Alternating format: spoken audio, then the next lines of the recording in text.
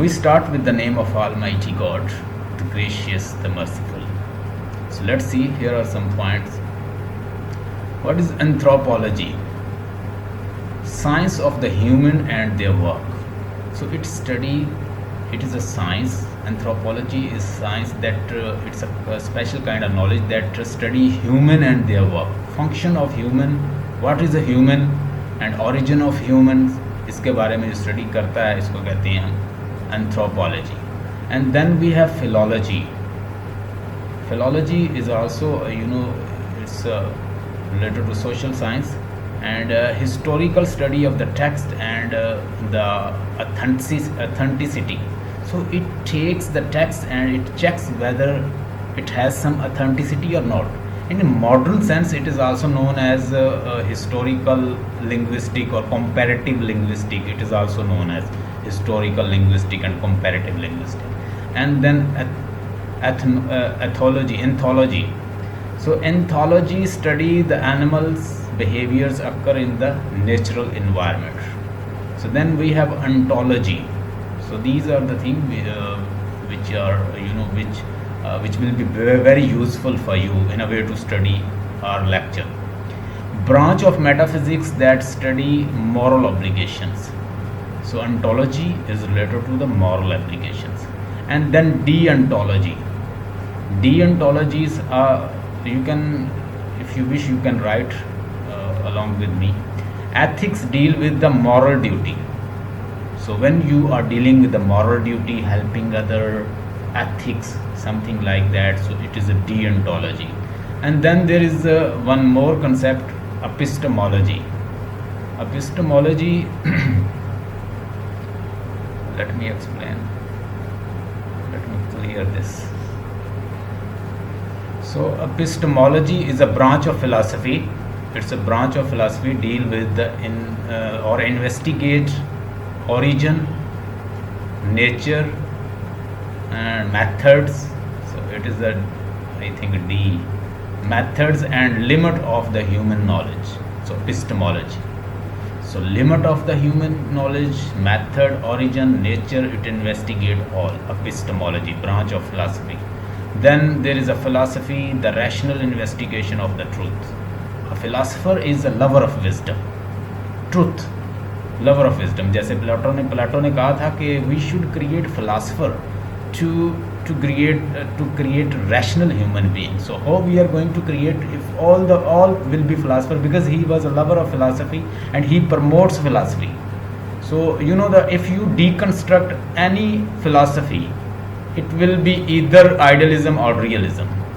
Plato, Aristotle, they are known as the father of the Western philosophy. Western philosophy के father कौन है? Plato और Aristotle. कोई भी आप philosophy को deconstruct करें तो वो आइडियलिज्म और रियलिज्म के दरमियान में या उसके या आइडियलिज्म या रियलिज्म की तरफ चली जाती है. So you deconstruct any philosophy. Modern philosopher, there are so many modern philosophers. Descartes or Kant or Russell. So there are so many philosophers. But once you deconstruct their philosophy, ultimately you will reach either idealism or realism. तो ये मैंने इसलिए चीज़ें आपको बताई हैं. Anthropology मैंने आपको बताई, फिलोलॉजी बताई और एथोलॉजी बताई, एंथोलॉजी बताई, ऑन्टोलॉजी, डीओन्टोलॉजी, सारे फिलोसफी से रिलेटेड है. हमने ये चीज़ें डिस्कस करनी है. Deconstruct any philosophy and it will stand either with realism or idealism. या तो वो realism बन जाएगी या idealism बन जाएगी.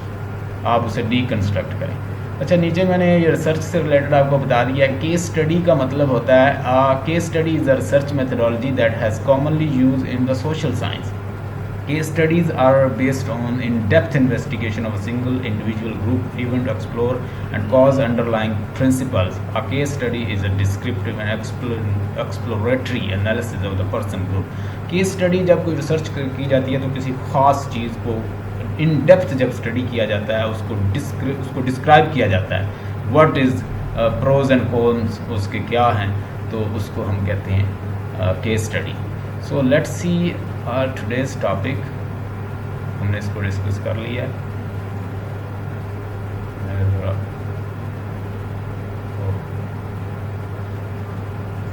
Late me share. Yes, we are going to discuss this one. Please, if you people have some idea about paradigmatic and syntagmatic, yesterday we discussed about signifier and signified meaning. If you people want to discuss about signifier and signified meaning, let's suppose I say bread. I say bread. So what will come in your mind? Mental image. Please help me and let me know. What will come in your mind? What will come in your mind when I say bread? I want to teach you about signifier and signified. Sir एक दो रोटियां या Yes. Second. और एक ये bread double roti. Okay. So tell me the possibility that come in your mind when I say bread. So listen. So there will be lot of possibilities. The signified will be in various form.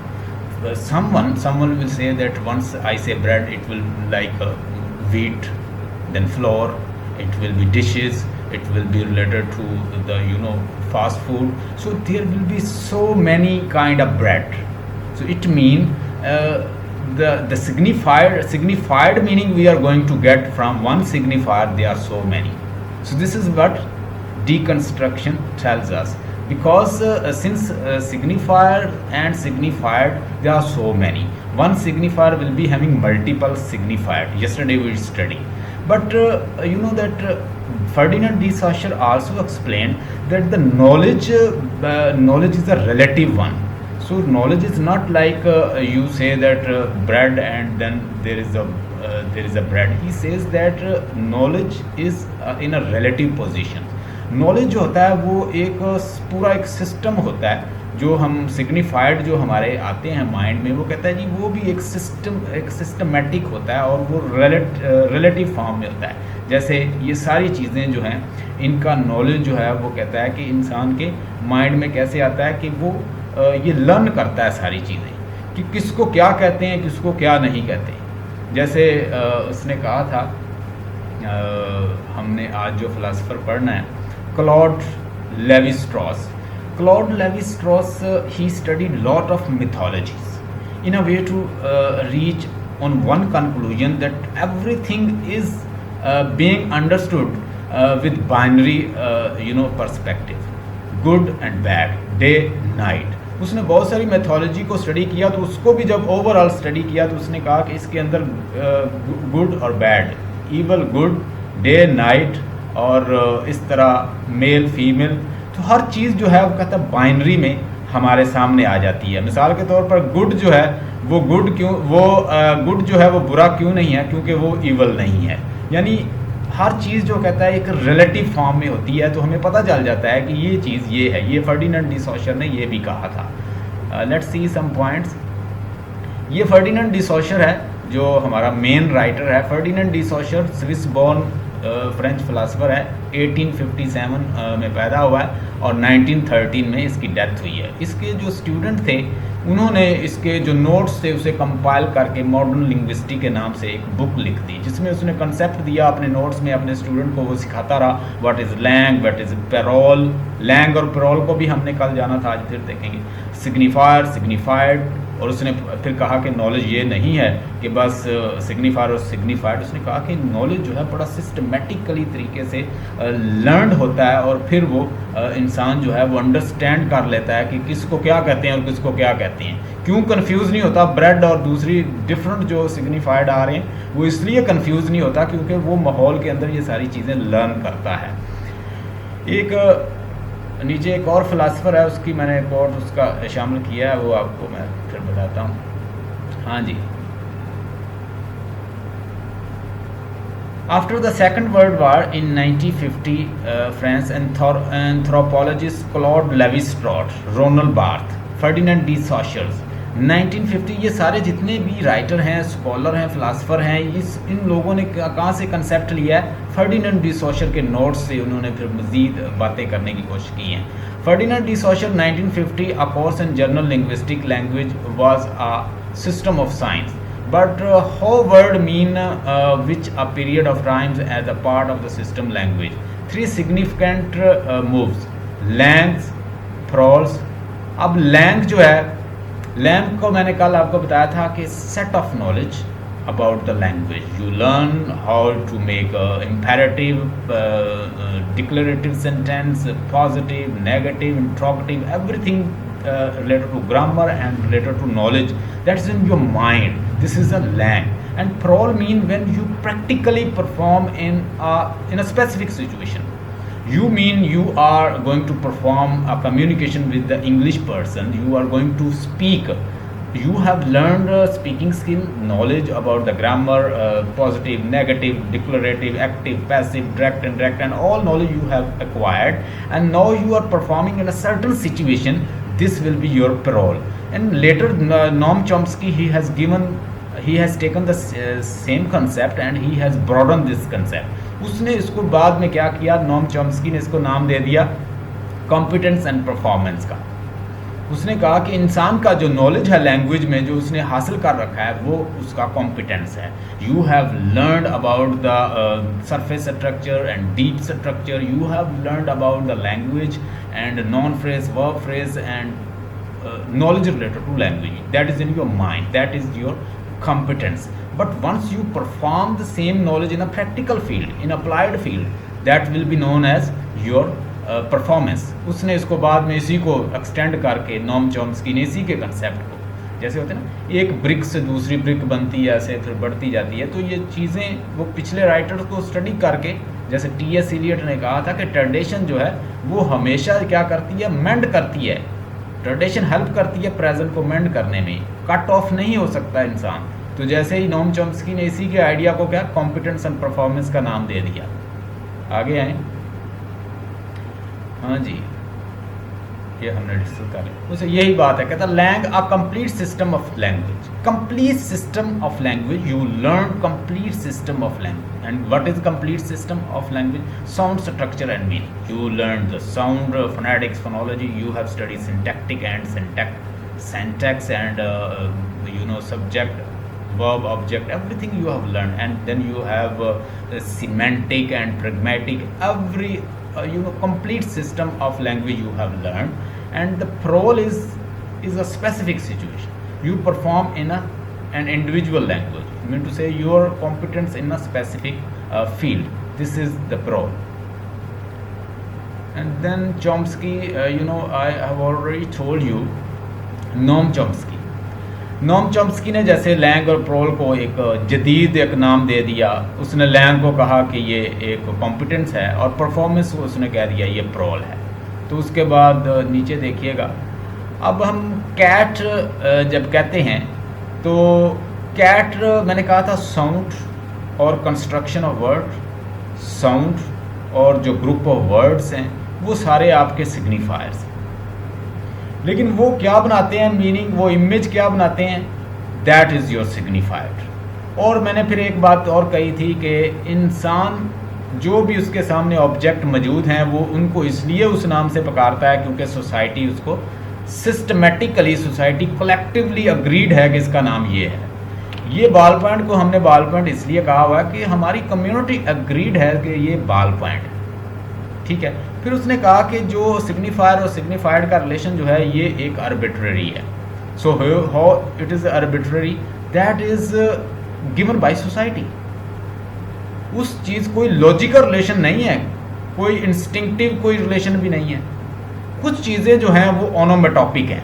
ओनोमेटॉपिक mean कि उसकी natural sound के साथ हम उनको आवाज़ें दे सकते हैं. जैसे कौवा जो है वो काय काय करता है तो हमने उसे कौवा कह दिया, ठीक है. किसी और लैंग्वेज में वो कुछ और करता है, साउंड उसकी हो सकती है, वो उसे और नाम से पुकारते हैं. तो इट मीन दैट कुछ चीज़ें तो हम ओनोमेटॉपिक कह सकते हैं लेकिन हर चीज़ ओनोमेटॉपिक तो नहीं हो सकती. तो दे आर स्पेसिफिक. कुछ लोगों ने ये भी थ्योरी दी कि लैंग्वेज जो है ओनोमेटॉपिक है. नॉट ओनोमेटॉपिक. ओनोमेटॉपिक होती है नेचुरल साउंड किसी चीज़ की, उसको ओनोमेटॉपिक कहते हैं. So the founder of the modern linguistics, Ferdinand de Saussure, invigorated the semiology, semiotic, science, structuralisms and deconstruction and made the possible the work of the Jacques Derrida. अगर Ferdinand de सॉशर ये concept ना देता तो Jack Derrida और दीगर जो philosopher हैं, critic हैं बड़े बड़े, ये कभी भी उस लेवल पे ना पहुंच सकते। उसकी बुक को स्टडी करके फिर दोबारा इन्होंने डीकंस्ट्रक्शन और एवरीथिंग दिया। कोई कहे, मुझसे कोई कहे कि अरिस्टोटल जो है वो रियलिस्टिक था और वो आइडलिज्म, उसने आइडलिज्म के फ़लसफ़े को रिजेक्ट किया था, तो मैं हमेशा कहता हूँ कि प्लेटो जो है फिर भी उससे बड़ा है। क्यों प्लेटो उससे बड़ा है कि आखिर उसका उस्ताद था तो उसके कंसेप्ट को यूज़ करके ही वो रियलिज्म का फ़लसफ़ा दे सका था। अगर प्लेटो ना होता तो अरिस्टोटल भी ना होता। तो इसलिए हमेशा उस्ताद जो होता है वो ऊपर खड़ा होता है। रोनाल्ड, कोई स्टूडेंट अप्रूवल तो नहीं लेनी किसी, स्टूडेंट कम है, अच्छा जी। And deconstruction and made possible the work of the Jacques Derrida, Ronald Barthes, Michael Foucault and the Jacques Lacan, thus enabling the development of the French feminism's gender study। यानी इन्होंने बाद में ये feminism, gender study, new historicism and post colonialism, ये सारा उसको study करने के बाद उन्होंने दोबारा ये दिया है। Based on the social lecture course in the journal linguistic 1960 traces the rise and fall of the historical linguistic in which Saussure was trained, the synchronic structure linguistic with which he replaced it। मैंने कल बताया था what is synchronic and what is diachronic।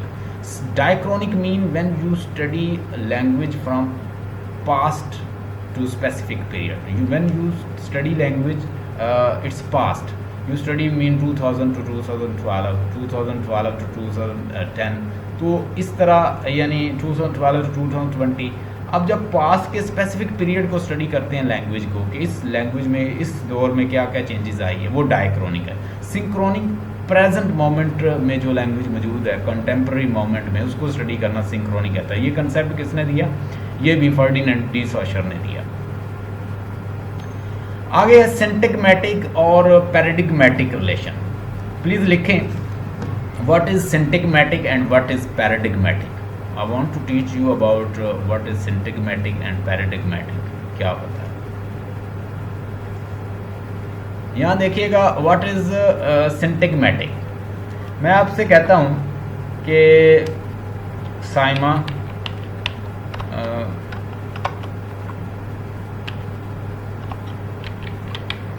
Saima likes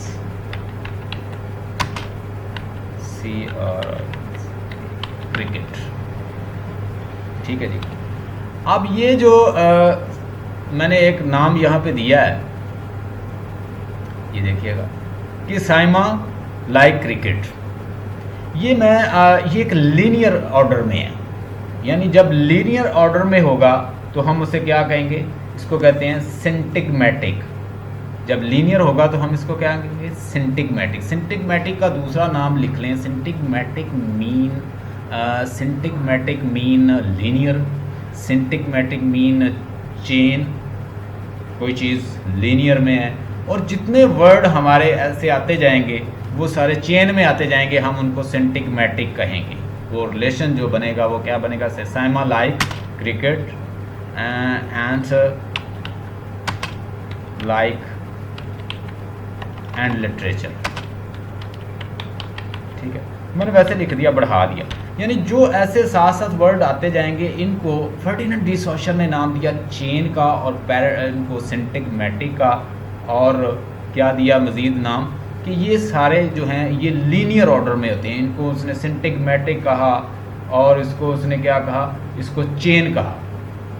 दूसरा नीचे let's suppose ये तो मेरा ऐसे चेन में आए हैं ये सारे वर्ड्स, इसको मैंने क्या क्या नाम दे दिया? एक तो मैंने इसको लीनियर कह दिया, चेन कह दिया और सिंटैग्मेटिक भी कह दिया, सिंटैग्मेटिक भी कह दिया, सिंटैग्मेटिक, ठीक है। यानी ये नाम जो है मैं इसे दे सकता हूँ जितने भी आए, जैसे Saima like cricket and she also likes literature. मैं ऐसे बात बढ़ाता जाऊँगा। She lives in Lahore, she lives in Lahore and she use to visit, यानी उसे मैं बढ़ाता जाऊँ बात को सारी को, तो वो मेरा सारा रिलेशन जो बनेगा या वो बात जो बनेगी वो चेन में बनेगी, और इसको हम स्ट्रिंग भी कह सकते हैं, चेन भी, इसको स्ट्रिंग का भी नाम दे सकते हैं। यानी ये है जो सिंटैग्मेटिक होगा वो उसे हम स्ट्रिंग भी कह सकते हैं। अब नीचे इसी के मैं नाम चेंज करता जाऊँ, जैसे साइमा को मैं अली कर दूँ, यानी जो इधर नीचे की तरफ आएंगे उसको कहते हैं पैराडिग्मेटिक, उसको वर्टिकल रिलेशन भी कहते हैं एक किसी भी टेक्स्ट का। अब मेरे एक माइंड आया अली लाइक, अब मैं आगे कह देता हूँ अली लाइक्स, या लाइक की जगह पे कह देता हूँ डिसलाइक, अली डिसलाइक हॉकी। अब मैंने इसको हॉकी कह दिया। नीचे फिर मैं कह दूँ किसी और स्टूडेंट राबिया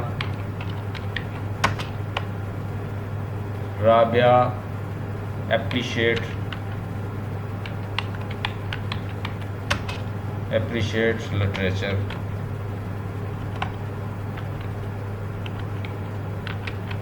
लो जी, यानी ऐसे नीचे जितने भी मेरे वर्ड्स आते जाते हैं, मैं आपको दो रिलेशन बताना चाह रहा हूँ। ये देखें, पहले जो रिलेशन था ये जो है ये है स्ट्रिंग में, ये स्ट्रिंग में लीनियर है, चेन है, सिंटैग्मेटिक है, जो ऐसे बनता जाएगा ये सारा, ये रिलेशन जो ऐसे है, ये ऐसे है, और ये सारा क्या है किसी सेंटेंस का, इसे हम कहते हैं लीनियर, चेन और सिंटैग्मेटिक और स्ट्रिंग। जो नीचे बन रहा है आप ऐसे देखें, इस तरफ नीचे बन रहा है, जैसे ये साइमा है तो नीचे मैंने अली कर दिया, राबिया कर दिया, आगे फ़ायज़ा कर दूँ, अकरम कर दूँ, इस तरह जो ऐसे बनते जाएंगे मेरे माइंड में, इसे हम इसे वर्टिकल रिलेशन भी कहते हैं, लिख लें, इसको हम वर्टिकल रिलेशन भी कहते हैं, और हम इसे क्या कहते हैं,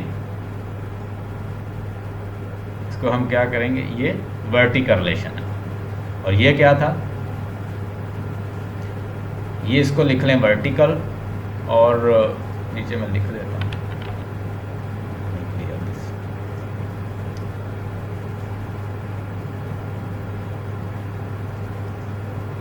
यहाँ लिख लें ये वर्टिकल रिलेशन, इसको वर्टिकल भी कहते हैं, इसको पैराडिग्मेटिक भी कहते हैं।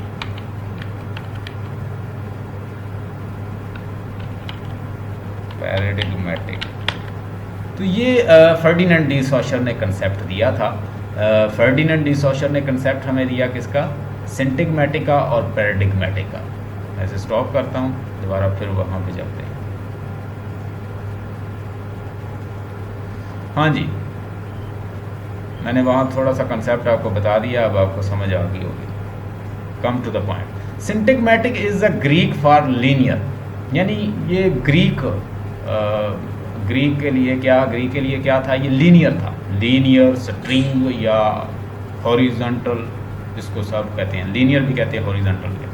पुट हॉरिजॉन्टल इस ऑर्डर में होता है ऐसे, ठीक है, वर्टिकल इस ऑर्डर में होता है, जैसे आप कॉलम कह लें, उसको वर्टिकल कहते हैं। Horizontal put one after another. Paradigmatic is a vertical lines crossing the syntagmatic one, and जैसे मैं यहाँ पे बना के आपको दिखा देता हूँ, ये देखें, ये जो है वर्टिकल है, और ये इस इधर ऐसे जो आ रहा है ये हॉरिजॉन्टल है। इसको मैं करूँगा एच कह देता हूँ, और इसको मैं वी कह देता हूँ, यानी ये वर्टिकल है जो कॉलम की शक्ल में होता है। ये जो प्लेन होता है ऐसे होता है, लीनियर होती है लाइन, इसको हम हॉरिजॉन्टल कहते हैं। तो जो कहता है कि इंसान के माइंड में सीधे लीनियर मीनिंग आ रहे होते हैं सेंटेंस में, उसको हम हॉरिजॉन्टल कहेंगे, और उसको हम क्या कहेंगे, सिंटैग्मेटिक और पैराडिग्मेटिक कहेंगे, जो वर्टिकल आएंगे हमारे माइंड के अंदर। हाँ जी, ये देखिएगा,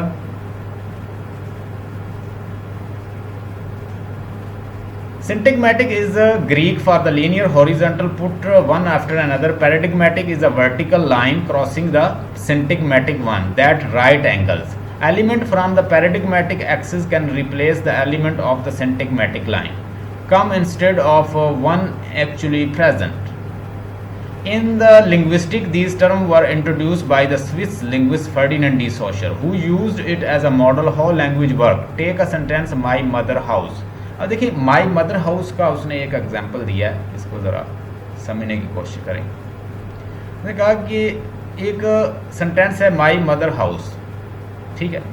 ऑन द लीनियर एक्स हम इसे क्या, we notice that after my the word mother, यानी my the word mother, my mother house, हम इसको क्या कर सकते हैं, receive the ending s in orders, order it express possession, ये पोजेशन ज़ाहिर करता है कि मदर का घर है।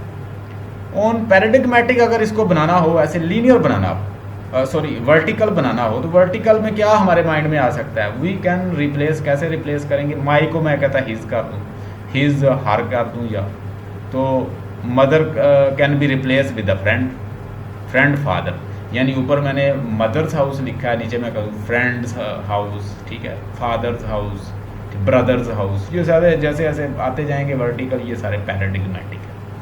Hope you got the point. किसी को सिंटैग्मेटिक और पैराडिग्मेटिक में कोई प्रॉब्लम हो तो बताए। If you got clearance about this then I move forward. Have you got idea about the syntagmatic and paradigmatic? तो ये भी फर्डिनेंड डी सॉशर का कंसेप्ट है। एक अगस्टन, सेंट अगस्टन है, इसका कंसेप्ट है, मैं आपके साथ शेयर करना चाहता हूँ। उसने कहा कि लैंग्वेज, मैंने लैंग्वेज इस तरह सीखी है कि मेरे फादर जो हैं वो मुझे कह देते थे पेरेंट्स के ये चीज़ जो है ये है, तो मैं कहता जब बच्चा था तो मैंने लैंग्वेज इस तरह सीखी थी कि वो ख़ास ऑब्जेक्ट की तरफ के बारे में बातें करते, they use to talk about the object and ultimately I come to know that this object is called this. For example they are talking about the mobile and all the time they are talking about the mobile, ultimately I come to know this is known as a mobile। कहता है मैंने language इस तरह सीखी है कि ये Saint Augustine कहता है कि I learned language because my parents used to talk about specific object and ultimately I say that this object is called this or that। तो मैंने अल्टीमेटली ये जान लिया कि ये ऑब्जेक्ट को फलां नाम से पुकारते हैं। ये देखें, when my parents, वो कहता है when my parents when they यानी my elders named some object and according to moved toward something I saw the and I grasped that the thing was called by the sound they uttered when they meant to point it out। कि जब वो उसके बारे में बोलते point out करते, मैं ultimately कहता बना लेता अपना आइडिया कि इस चीज़ को ये कहते हैं। There intention was shown by there boldly movement, जब वो कहता उसकी तरफ मूवमेंट करते, उसके बारे में एसोसिएशन इज़हार करते, तो मुझे कहता आस्ता आस्ता पता चलता गया किस चीज़ को ये कहते हैं। Thus as I heard word repeatedly use in their proper place in a various sentence I gradually learn to understand what object they signified. तो मुझे पता चल जाता किस ऑब्जेक्ट को ये सिग्निफाइड किया है इन्होंने। तो मुझे कहता है and after that I trained my mouth to form these signs I use them to express my own desire. तो फिर मैंने अपनी डिज़ायर के लिए भी कहता है उनको यूज़ करना शुरू कर दी। ये सेंट ऑगस्टिन ने अपनी बुक के अंदर लिखा है कि मैंने लैंग्वेज कहता है ऐसे सीखी। आज हम दो फिलासफर डिस्कस करने जा रहे हैं, रोनाल्ड बार्थ और दूसरा, मैं बेसिकली आपको इधर ही लाना चाह रहा था, रोनाल्ड बार्थ और दूसरा जो है वो है Claude Levi Strauss. Claude Lévi-Strauss will be talking about the myth and he points out that ultimately we are divided between good, bad, day, night, everything must be learned through binary order। एक movie पूरी watch करें तो उसके अंदर भी दो कुव्वतें पाई जाती हैं, एक प्रोटैगोनिस्ट और एक एंटैगोनिस्ट की। एक पूरी मिथ को उसने स्टडी किया, उसने कहा मैंने थॉरली, उसने बहुत सारी मिथोलॉजीज को स्टडी किया और उसके अंदर उसे क्या मिली, गुड बैड, एक एंटैगोनिस्ट की पावर और एक प्रोटैगोनिस्ट की, एक ईवल और एक ईवल मिली और एक हीरो मिला, एक हीरो मिला और एक उसके अंदर विलन मिला। यानी हर चीज़ को कहता है बाइनरी ऑर्डर में ही अंडरस्टैंड। एक बुरा जो है वो अच्छा, एक बुरा क्यों है कि वो अच्छा नहीं है। यानी हर चीज़ को हम एक बाइनरी ऑर्डर से ही समझते हैं। ये किसने, क्लॉड लेवी स्ट्रॉस ने ये कंसेप्ट दिया। रोनाल्ड बार्थ 1915 में पैदा हुआ और 1980 में डेथ हुई। Was a French literary theorist, philosopher, critic and semiotician. ये सिमोटिक्स जो होते हैं सिंबल्स, सिमोटिशियंस ये सिमोटिक्स को स्टडी करते हैं, साइंस को। He explored a diverse range of fields and influenced the development of the school. Excuse me, sir. Yes, बोलिए। Can I? सर सिमोटिशन का आपने क्या एक्सप्लेन किया है? Semotics, they study the signs. Semoticians are expert, they study signs, the language of the sign, signing जो signs होते हैं different चीज़ों के, जैसे मिनट से रेड है तो रेड से क्या मतलब है. So these signs, in science की जो स्टडी करते हैं उनको सिमोटिशन कहते हैं. So he explored a diverse range of the fields and he influenced the development of school. Roland Barthes ये इस थ्योरी देगा. इसने हर चीज़, इसने कंसेप्ट दिए थे, कोई 4-5 इसने कंसेप्ट दिए हैं. उसमें कहा कि हर चीज़ जो है सिग्निफायर और सिग्निफाइड जो है इन चीज़ों में बटे हुए हैं. ये देखिएगा कोड्स थ्योरी, उसने कोड थ्योरी का कंसेप्ट दिया. Barth stated that text as the galaxy of the signifiers and not a structure of signifier. इसने क्या किया? Galaxy of signifiers, not a structure of signified. It has no beginning. It is a reversible. We gain access to the several entrants, none of which can be authoritatively declared to be the main one. इसने कहा कि in basically हम एक thread में कहता है बंधे हुए हैं, यानी सिग्निफायर और सिग्निफाइड के कहता है थ्रेड में बंधे हुए हैं. ये इतने कहता है, ये इतना कॉम्प्लेक्स थ्रेड है कि इतना कॉम्प्लेक्स सिस्टम है कि इससे आप जितने मर्जी एक सिग्निफायर को कितने मर्जी सिग्निफाइड बना सकते हैं. वो आपने कहता है कि आप जैसे कि एक आप धागे होते हैं ना, वो किस तरह ऐसे उलझे होते हैं, तो कहता है इसी तरह इतने मीनिंग है एक चीज़ के कि वो आप अपने अकॉर्डिंग उससे जो मर्जी चाहें उससे निकाल सकते हैं.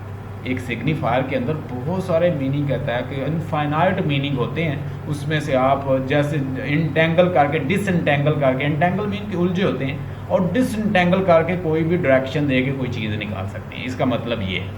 Barth stated text as a galaxy of signifiers, not a structure of signified. It has no beginning. It is a reversible. We gain access to it by several entrants, none of which can be authoritatively declared to be the main one. किसी चीज़ को भी कहता है main one नहीं कह सकते, कोई अथॉरिटेटिवली नहीं कह सकते भाई ये इसकी ट्रूथ है. यानी मेन चीज़ वो भी इसी पे आ रहा है कि no absolute truth is over here. यहाँ पे कोई एब्सोल्यूट ट्रूथ नहीं है, हम उसको डिसएंटेंगल करके कोई जिधर मर्जी चीज़ को ले जाएं. It mobilize the extent as far as the eye can read. They can indeterminables. The system of the meaning can take over that absolutely plural text, but their number is never closed. Closed का मतलब है कि ख़त्म नहीं होते, open ended form में है. कि एक चीज़ जैसे थी ना क्लोज एंडेड, कि अब मैं आपसे पूछूंगा Saima what is your name, तो आप मुझे कह दें कि साइमा. तो ये इस तरह एंड नहीं होता कि डू यू लाइक टी, आप कहते हैं यस, क्वेश्चन एंड हो गया. तो ये कहता है ओपन एंडेड फॉर्म में you can there are infinite meanings but their number is never closed based on it's the infinity of language. Language infinite है ना. मैं आपको एक सेंटेंस दूं, मैं एक लाइन दूं, जैसे मैं कहता हूँ impact of television on student psychology. Impact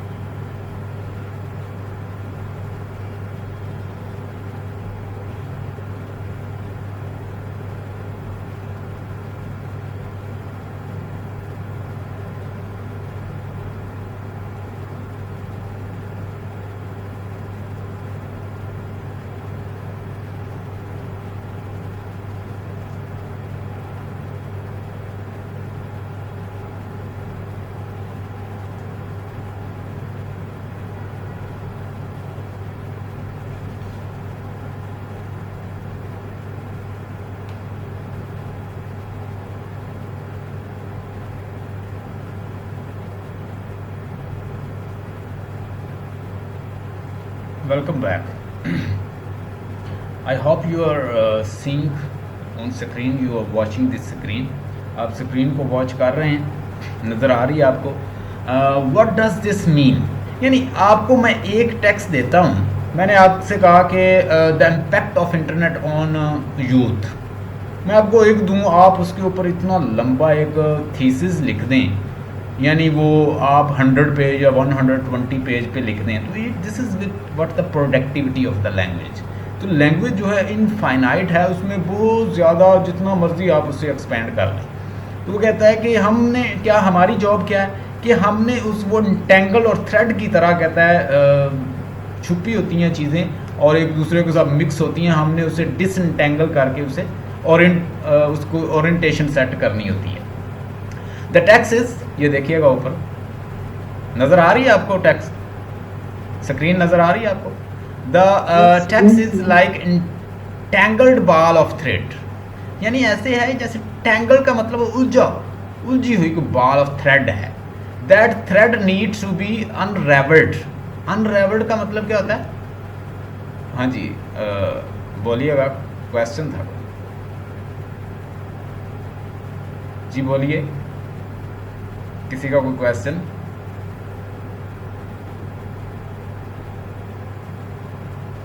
no voice.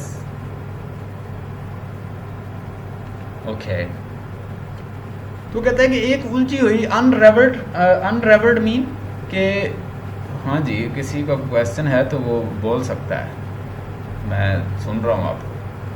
So once unravelled. अच्छा, चलें.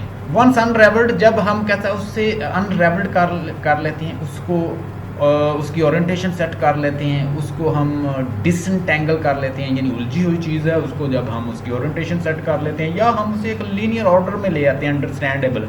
वंस अनरेवल्ड, जब उसे अनरेवल कर लेते हैं, we encounter an absolute wide range of potential meanings.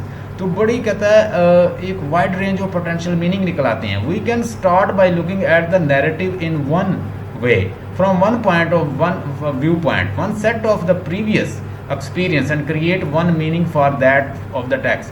मिसाल के तौर पर आप किसी से नाराज़ हैं, यानी आपके साथ उसने मिसबिहेव किया, तो दोबारा अगर वो किसी के साथ मिसबिहेव नहीं भी करता, कोई कहता है यार इसने मिसबिहेव किया, आप प्रीवियस नॉलेज पे फ़ौरन कह देंगे ये मिसबिहेव करता है.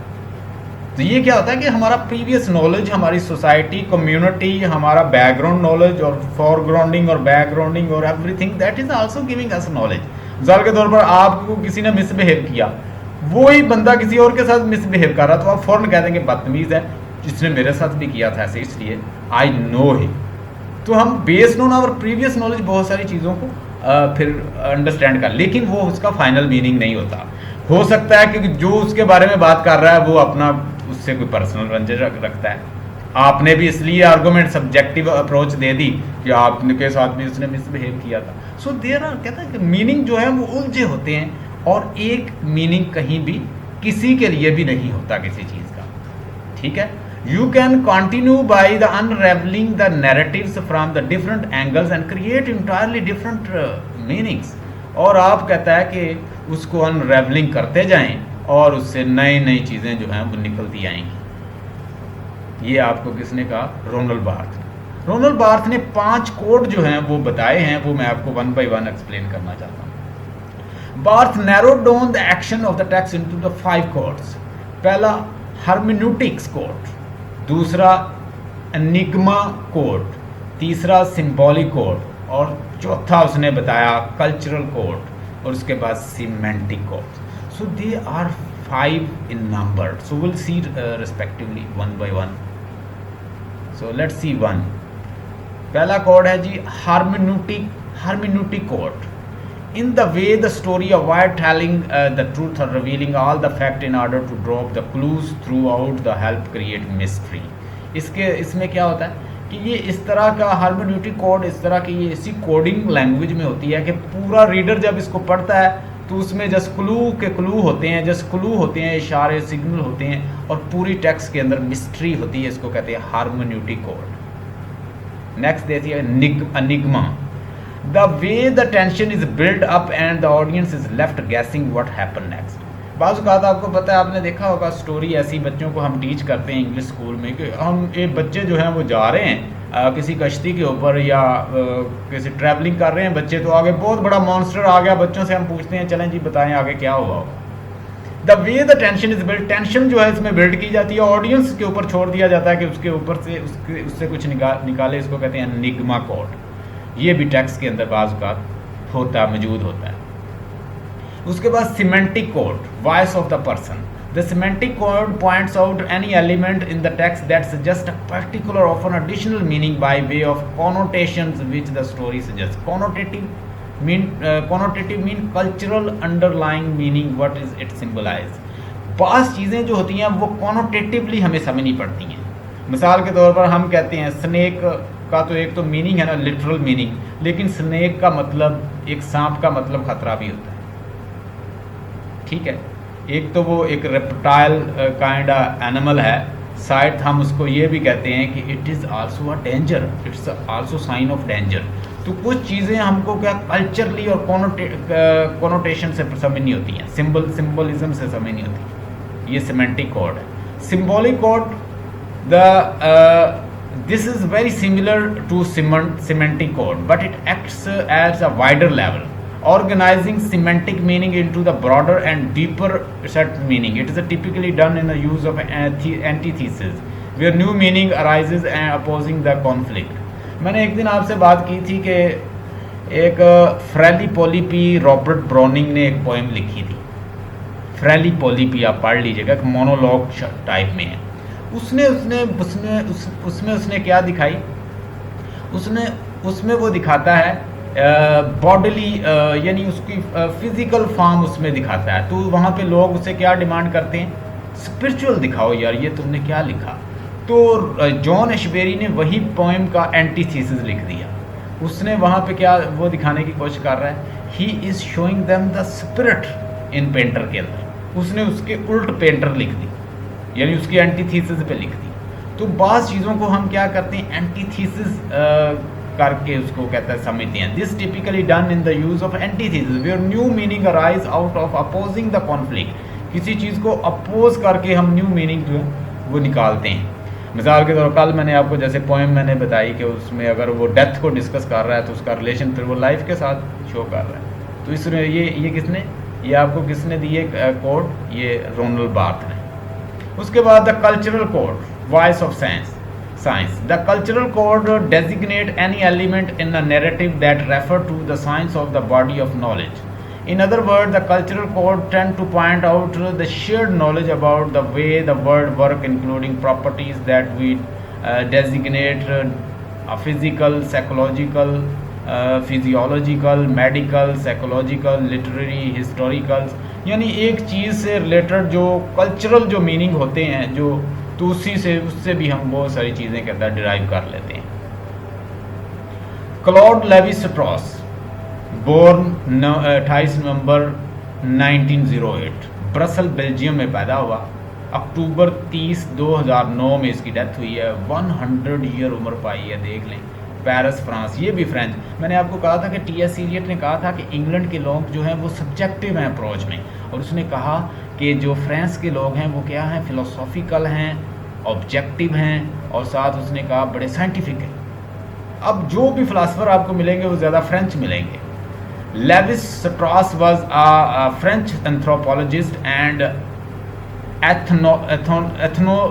ethnologist, and his work lead up to his development in the theories of the structuralism. He had been known as a worldwide as a father of the modern anthropology. So let's see. Binary opposition. Levi Strauss ने क्या किया, concept दिया, study the 100 of the myths. उसने 100 myth को study किया, legend all around the world, and from that he found that the human make sense of the world. इंसान कैसे कहता है मेक सेंस करते हैं, यानी किस तरह सेंस निकालते हैं किसी चीज़ को। उसने कहा जी binary order, good bad, day night, villain hero, इस शक्ल में। People and event by seeing thing using binary opposite, हर चीज़ को बाइनरी अपोजिट से देखते हैं।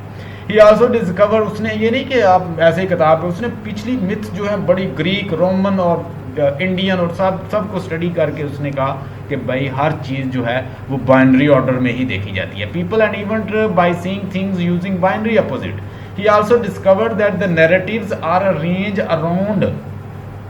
Narratives किस तरह अरेंज किए जाते हैं? उसने कहा narratives are arranged. He discovered the narratives are arranged around the conflict of the binary opposite. ये देखें उसने इन सारी मिथ्स को स्टडी किया क्लॉड लेवी स्ट्रॉस ने, और उसके बाद इन मिथ्स से उसने निकाला, क्या निकाला? He believed that the savage mind had the same structure as the civilized mind at that. देखें वो एक फिलासफर है, एक क्रिटिक है, स्कॉलर है, तो उसने कितनी अच्छी बात की। उसने कहा कि एक सेवेज, एक वाशी किस्म का इंसान होता है, उसके अंदर भी तो वही माइंड काम कर रहा होता है ना। उसके अंदर कौन सा माइंड है जो एक अच्छे इंसान के माइंड के अंदर? Characteristic are the same everywhere. हर इंसान कहता है उसके माइंड तो वैसा ही उसके अंदर काम कर रहा है, जैसे एक इंसान है वैसे ही दूसरा इंसान है। These observations culminated in his famous work Tristis and Tropics.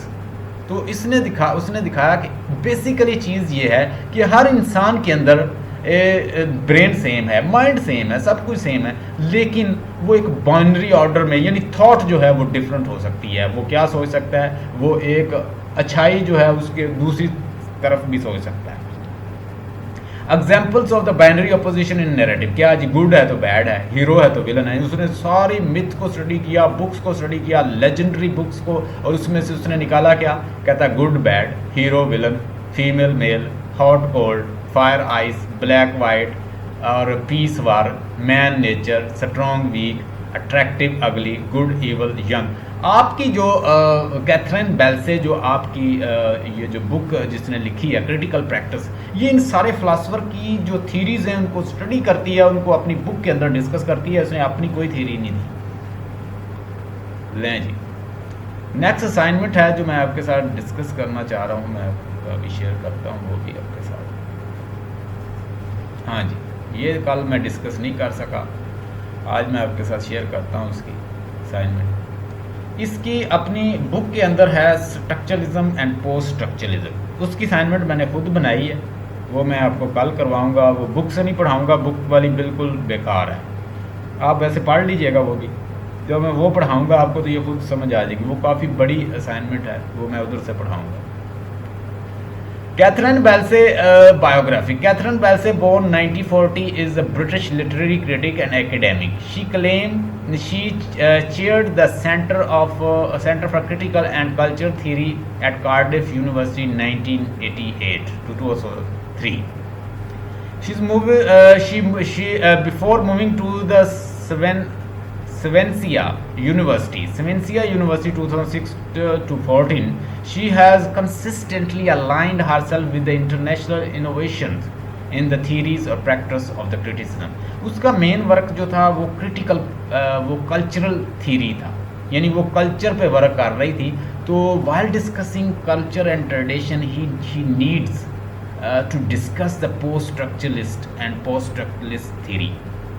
अब पोस्ट स्ट्रक्चरलिस्ट और डीकंस्ट्रक्शन की उसको ज़रूरत थी, क्योंकि ये सारी चीज़ें जो हैं वो उसकी जो जिस पे वो वर्क कर रही थी टॉपिक पे, उससे रिलेटेड थी। तो इसने फिर वो सारों को डिस्कस कर दिया। Professor Belsey main area of work is the implication of the post structuralist theory for the aspect of the cultural history and criticism. Her book include critical practice 1980 desire love stories in western cultures. तो क्या किस चीज़ को study करती है? Desires love stories in the western culture 1994 and Shakespeare and the loss of Edens, the constructions of the family value in early modern culture. ये सारी उसकी बुक्स हैं। Her present project is a culture and the real, a considerations of the limitation of the contemporary constructivisms in the light of the Lacanians psychoanalysis. Professor Balse chairs the Center of the Critical and Culture Theories, a research forum discussion and debates the current view of the relation between human being and culture. कल मैं आपको पढ़ाऊंगा Sigmund Freud का ID, ego और super ego. उसमें उसने कहा कि वो चीज़ें जो हम जिनका इजहार नहीं कर पाते, वो ड्रीम और इस तरह इन चीज़ों में हमारी जो है वो हमें सामने आती हैं, ऐसी जैसे इमेजिनेशन और उसके बाद ड्रीम और इस तरह की शक्ल चीज़ों में निकलती हैं। और उसी से रिलेटेड कंसेप्ट दोनों के एक दूसरे के साथ कोरिलेट करते हैं, एक दूसरे से उन्होंने डिफरेंट व्यू दिए हैं। लैकन्स, जो जैक लैकन्स, और इन दोनों को कल डिस्कस करेंगे। Next, structuralism is a theoretical paradigms in sociology, anthropology, linguistics, and semiotics, posting that the elements of the human culture must be understood in terms of the relation to the larger overarching system of structure. It works to uncover the structures that underlines all the things that a human do, think, perceive and feel. हमने कल discuss किया कि एक structuralist जो होता है वो किसी चीज़ को कैसे देखता है, एक ख़ास स्ट्रक्चर के अंदर। लैंग्वेज जो है उसका एक ख़ास स्ट्रक्चर है, उसके अंदर ही उसे आप दे सकती हैं। एक लिटरेचर जो है वो उसको भी हर चीज़ को, सब्जेक्ट को एक स्ट्रक्चर लेगा और he will take meaning out of from this structure. He will not go beyond the structure. But the deconstructionists and post-structuralists think that we can have meaning outside the structure as well.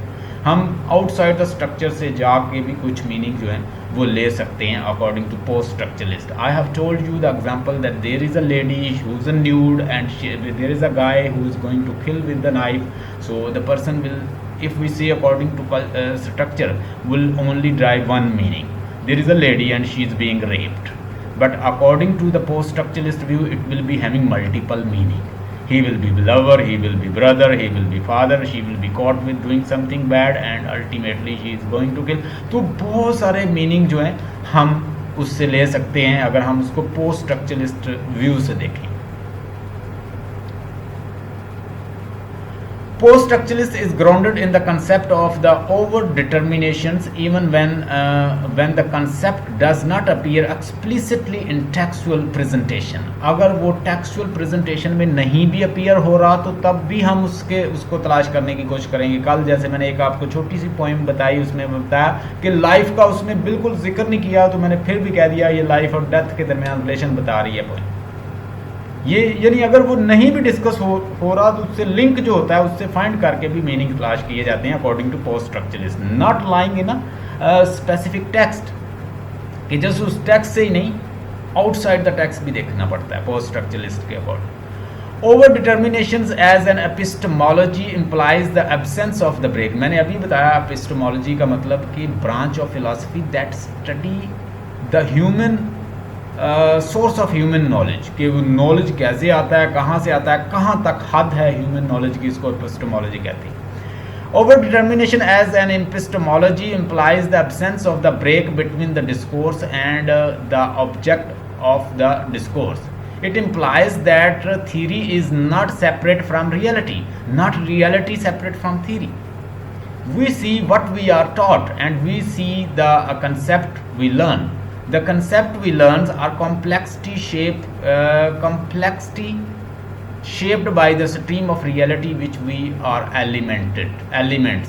तो हम कहते हैं कि वही चीज़ समझते हैं जो हमें बताई जाती है, जो टॉट की जाती है, उससे इधर उधर तो देखते नहीं, इसलिए कंस्ट्रक्शनिस्ट वो स्ट्रक्चरलिस्ट के थ्रू जो है नॉलेज को लिमिटेड कर देते हैं. पोस्ट स्ट्रक्चरलिस्ट के थ्रू और भी वे से हम चीज़ों को ड्राइव कर लेते हैं. Post structuralism recognize the power of the discourse to shape reality, both perception of reality and concrete reality that is perceived. Discourse theory, यानी डिस्कोर्स थ्योरी क्या करती है, can produce the sight fictive का मतलब लिखें fictional, sight of the fictional object such as the race, as the white race, or the denied sight, or the real social relationships object such as the class, as the feudal class relationship. In other words, at any given moment and theoretical understanding, we experience only limited aspect of the world, and somewhat we experience is based on the falsehoods embedded in some of the discourses we learned. वो कहता है कि जो हम चीज़ें experience करते हैं, देखते हैं इधर उधर, वो फॉल्सहुड भी वो एम्बेडेड हो सकती हैं फॉल्सहुड में, in sense of existing separately from the theoretical construct, not even satisfying the coherence of the defined object with in that discourse as subject to the investigation on the basis of the internal rule of coherence and the fact of the discourse. The genetic notion fails upon the inspections of the correlation between those physical. He says that whatever we get according to the structuralist point of view, that whatever we get that can be embedded with the falsehood, that cannot be what we want. even that is not existed in the discourse. Still we need to find meaning, and how you are going to find meaning? You will find meaning through post structuralist approach. Next slide में देखें common sense और expressive realism. Common sense कैसे find होती है, common sense कैसे build होती है? According to this book critical practice, she says that when we study literature is in fact reflection of the life. Literature, since literature is a reflection of life, जब literature reflection of life है तो उसको लिखता तो कोई writer ही है ना, तो जब वो लिखता है तो वो अपनी पर्सनल लाइफ भी उसके अंदर डाल देता है. तो जब हम उसकी थॉरली स्टडी करते हैं उसको, तो हम उसकी लाइफ को, बायोग्राफी को, राइटर की, तो हमारे अंदर एक कॉमन सेंस आ जाती है. How you are going to get common sense? You will get through when you thoroughly study the writers and the biography and ultimately background and foregrounding and everything you study about the writer, you get the common sense. What is literature? The general answer is that the literature reflects society. It tells truth about the periods in which it was produced. और हमें वो बताता है जिस दौर में जो कुछ हुआ होता है, उस एरा का, उस दौर का, उस पीरियड की लाइफ जो है हमें ट्रूली प्रोड्यूस कर देता है. About the world, about nature of the human being, about it's believe. उनका नेचर क्या है, उनका बिलीव क्या है, उनकी आइडियोलॉजी क्या है, वो कैसे रहते थे, क्या सोशियोलॉजी थी उनकी सोसाइटी क्या थी, कम्युनिटी क्या थी, everything is reflected through literature. कहता है जब ये रिफ्लेक्ट करता है लिटरेचर, तो साथ साथ कहता है जो लिखने वाला है हम उसको इग्नोर कैसे कर सकते हैं. ये उसने अपनी बुक में मेंशन किया है क्रिटिकल प्रैक्टिस के अंदर. Literary text are written in the personal experience by the author and taught in the same way. अब ये पर्सनल व्यू से वो लिखा होता है उसने, तो वो उसी तरह लोग आगे टीच कर देते हैं. तो फिर कहता है कि हम अगर उसकी लाइफ छोड़ देते हैं तो फिर हम कैसे कहता है उसे थॉरली समझ सकते हैं. Keeping in view the background of the author, this is called common sense. जब हम उसके बैकग्राउंड को माइंड में रखते हैं, तो व्यू में रखते हैं, तो this is what give you common sense. आगे उसने दूसरा पॉइंट है एक्सप्रेसिव रियलिज्म. उसने कहा एक्सप्रेसिव रियलिज्म जो है फ्यूजन है, मिलाप है किस चीज़ का? अरिस्टोटेलियन कंसेप्ट ऑफ मेमेसिस जो कि इमिटेशन था, और romantic concept expressing the perception and emotions of the person. यानी इमोशन, पैशन, परसेप्शन जो है जब ये मिल जाते हैं और मेमेसिस मिल जाता है अरिस्टोटल का कंसेप्ट, तो फिर ये क्या बनता है? Expressive realism. देखें फिर, expressive realism is a fusion. Expressive realism क्या है? Expressive realism is a fusion of the Aristotelian concept as the mimesis, जैसे कोई imitation है, with the romantic concept of the art expressing the perceptions, emotions of the persons possessed of more than unusual organic sensibility. जब हम उसको कहते हैं इस तरह मिलाते हैं मेमेसिस को, अरिस्टोटल के कंसेप्ट को, और जो रोमांटिक जो कंसेप्ट है किसका? कंसेप्ट एक्सप्रेसिंग द परसेप्शंस और इमोशंस, पैशन, फीलिंग, इनको कहते हैं जब मिलाते हैं तो ये ऑर्गेनिक अनयूजुअल ऑर्गेनिक सेंसिबिलिटी बन जाता है. तो this is what the expressive realism.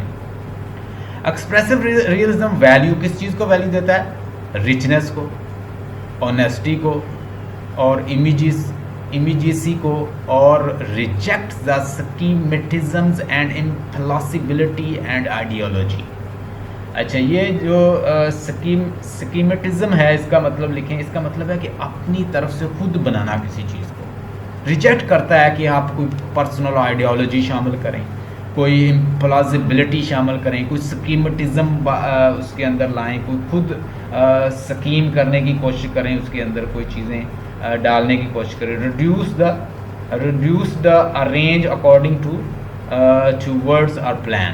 यानी कोई प्लान्स जो है वो आप अपनी तरफ से डालने की कोशिश करें, वो इसको रिजेक्ट करता है. Expressive realism. Literature is a reflection of life.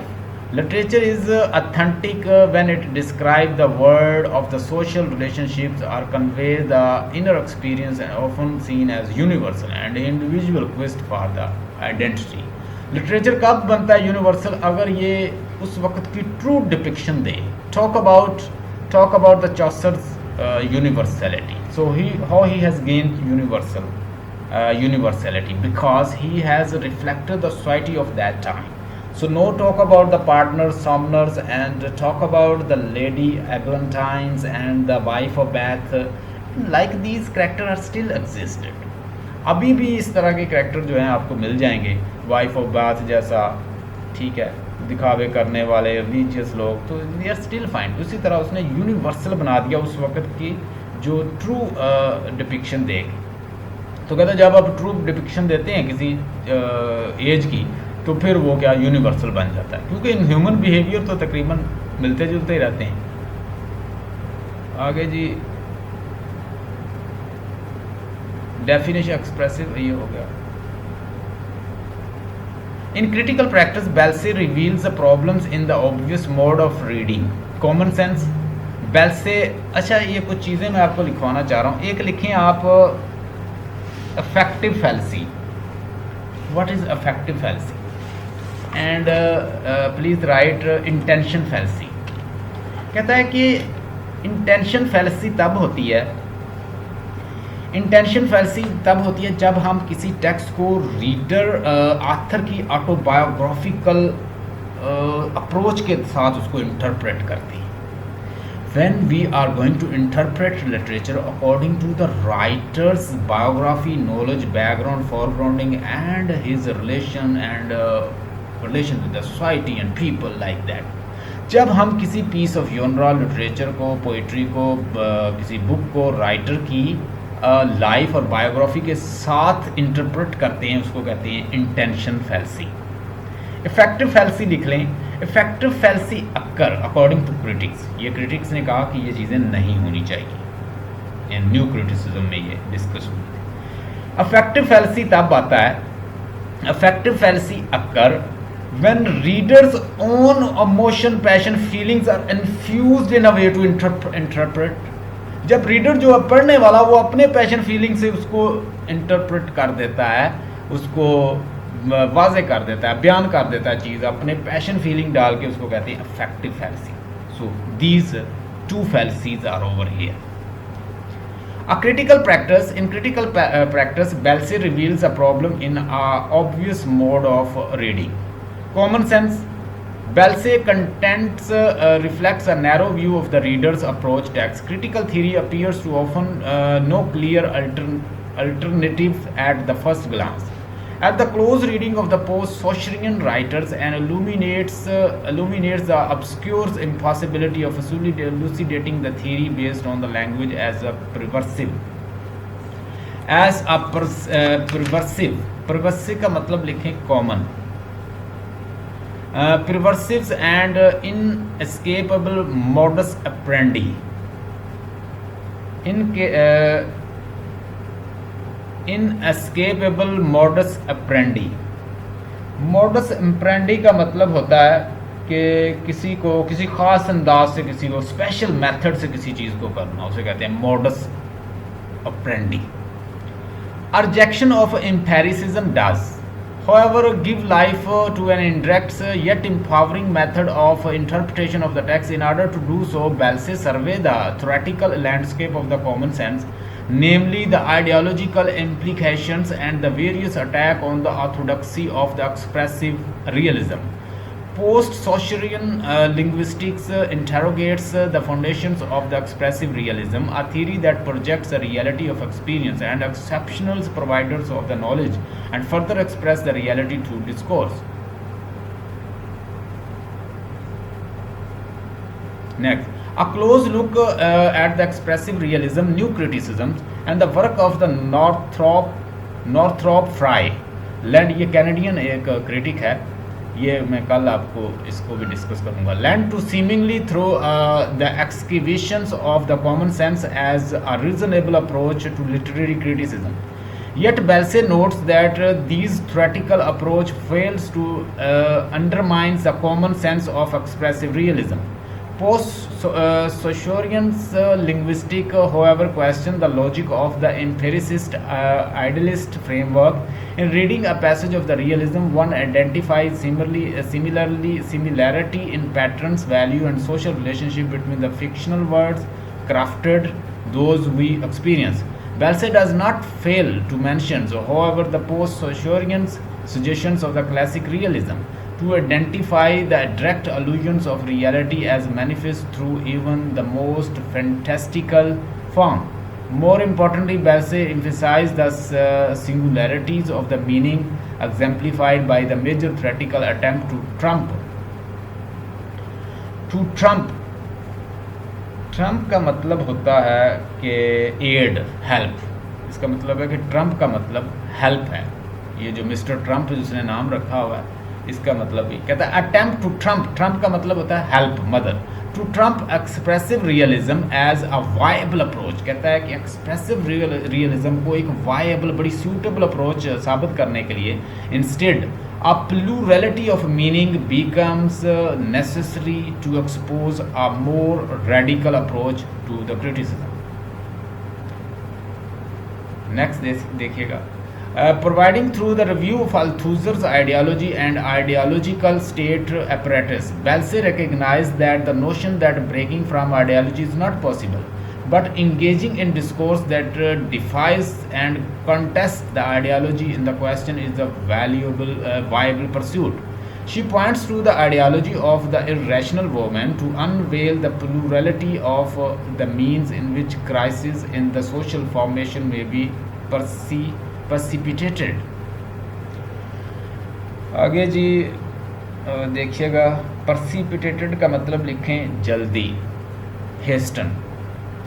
Precipitated, किधर गया? Precipitated in working with the perceived eyes and the perceiving eyes. Balse continues the conversations with exposing on the classic realism, reading and understanding the text to generate the greater understanding of historical specificity.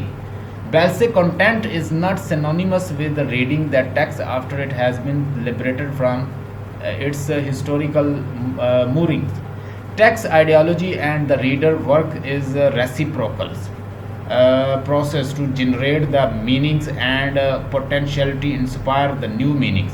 वो कहती है कि text और ideology और reader जो है, ये reader work in a reciprocal process की कोरिलेशन फॉर्म में चलते हैं, एक दूसरे के साथ म्यूचुअल वे से चलते हैं साथ साथ, टू जनरेट मीनिंग, किसी मीनिंग को जनरेट करने के लिए, and potentially inspire new meaning. Whether the study of the literature remain our usual endeavors is finally interrogated at the end of the work. Yet Balse argued that the literary criticism is imperative to generate a refined understanding of the world with the transcendented signified meaning. तो literary criticism जो है वो कहती है बड़ी ज़रूरी है. New criticism. अच्छा, न्यू क्रिटिसिज्म क्या है ज़रा नोट करें. अमेरिकन लिटरेचर, अमेरिकन जो राइटर हैं उनका क्रिटिसिज्म में बड़ा हाथ है.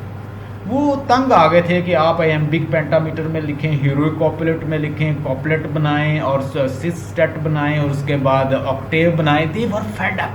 दे started, they says that it is a technique. Art for art sake जैसे होता है, तो art must be taken for art and it should not be bounded in the clutches of the rules and regulations, especially of the neoclassical and like these writers.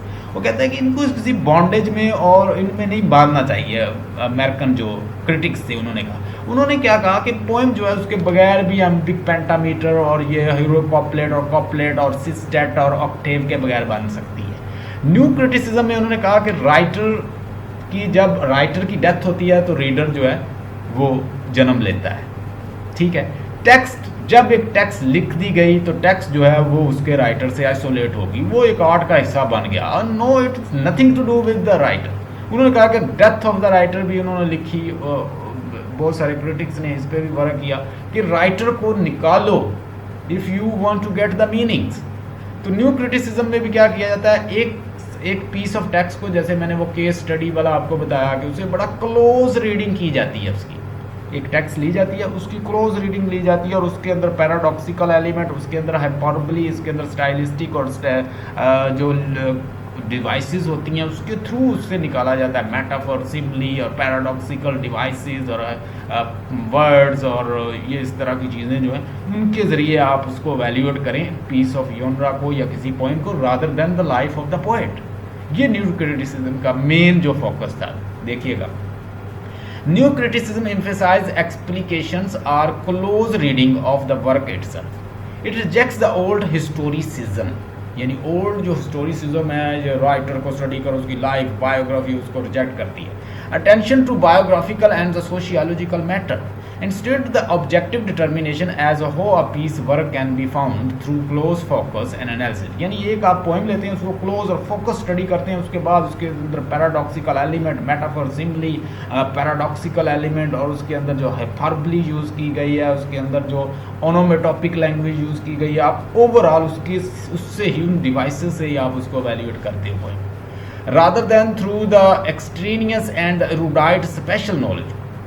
It has long been the pervasive का मतलब है कि common and the standard approach to literature in college and high school curricula. Next देखें, new criticism incorporating formalism examines the relationship between the text and ideas and its form, between what text say and the way it say it. यानी text क्या कहती है, किस अंदाज से कहती है, क्या कहती है, उसके अंदर से ही मीनिंग फाइंड करें, आप छोड़े लाइफ को राइटर की. न्यू क्रिटिक्स में फाइंड टेंशंस फाइंड क्या फाइंड करते हैं कि उसके अंदर मेन टेंशन क्या है, मेन प्रॉब्लम क्या है, आयरनी क्या है, पैराडॉक्स क्या है in relation, but they usually resolve into the unity and coherence of the meaning. New criticism attempt to be a science of the literature with the technical vocabulary, some of which we all had to learn in a junior high school English class, third person denouement, working with the patterns of the sound, imagery, narrative structure, point of views and other technique. ये सारा कुछ new criticism में देखा जाता है. Technique, discernible का मतलब होता है comprehensible. On the close reading of the texts that seek to determine the functions and appropriateness to these to the self-contained work. New critic क्या करती है, स्पेशली अमेरिकन वंस इन 1940, यानी 1940 के अंदर जो अमेरिकन थे, इन्होंने इसके ऊपर 1940 टू 1950 इन्होंने क्या वर्क किया और क्या निकाला इन्होंने new critic. Attack the standard notion of the expressive realism. ये जो स्टैंडर्ड नोशन बना हुआ था एक्सप्रेसिव रियलिज्म का, उन्होंने क्या कहा, ये ठीक नहीं है. रोमांटिक फैलेसी, कि उसने कहा कि no, it is not needed. Literature in the afflux of the noise the souls and that the example. Afflux का मतलब होता है कि रिफ्लेक्शन, कि लिटरेचर तो इमोशन की रिफ्लेक्शन है. उसने कहा नो, वो कहते नहीं. दैट एग्जाम्पल लव पोर्स, यानी जो कुछ आपके अंदर होता है वो पैशनेट होकर आप बाहर निकालते हैं, वो कहता है उसको वो रिजेक्ट करता है. यानी 14 एम्बिक पेंटामीटर में लिखें, rhyming scheme A B C D बनाएं, वो इन सब को रिजेक्ट कर देते हैं. The goal, the pursuit of the sincerity and authenticity of the subtlety, unity, integrity and the purpose of the text, not the author. क्या फिर बन गया, the work is not the author's, it was detached at birth. यानी जैसे ही आपने poem लिख दी, आप detach हो गए उससे, आपका कोई ताल्लुक नहीं है, आप उसको एक सेपरेट आइडेंटिटी, लिटरेचर का हिस्सा समझ के आर्ट का उसे स्टडी किया जाएगा.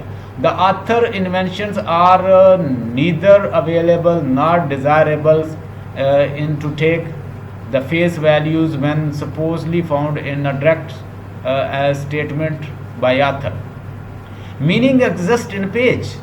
दस कहते हैं मीनिंग तो पेज के अंदर है, उस पोएम के अंदर है, ना कि आथर की लाइफ स्टडी करें. न्यू क्रिटिक क्या करते हैं, incest that the meaning of the text intrinsic भी अंदरूनी है, अंदर है उसके पोएम के.